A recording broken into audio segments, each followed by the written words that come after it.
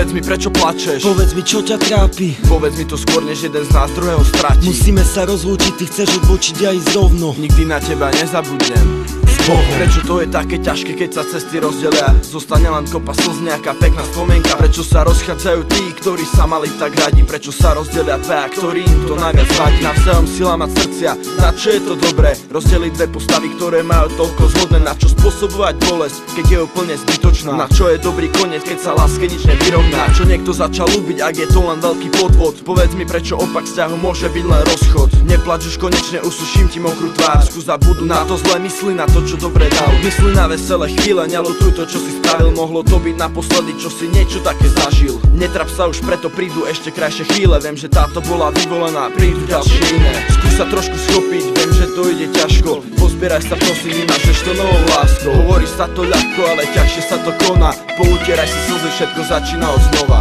Povedz mi, prečo plačeš? Povedz mi, čo ťa trápi? Povedz mi to skôr, než jeden z nás druhého stratí. Musíme sa rozlúčiť, ty chceš odbočiť a ísť rovno. Nikdy na teba nezabudnem. Mali sme rovnaké plány, mali sme rovnaké sny. Vytvárali sme ich dlho, ale rýchlo stratili. Stále kopeš jamu, zakopávaš všetky spomienky. Nemyslel som, že ti budem iba jedným do zbierky. Už nechcem všetky tie, už chcem len teba.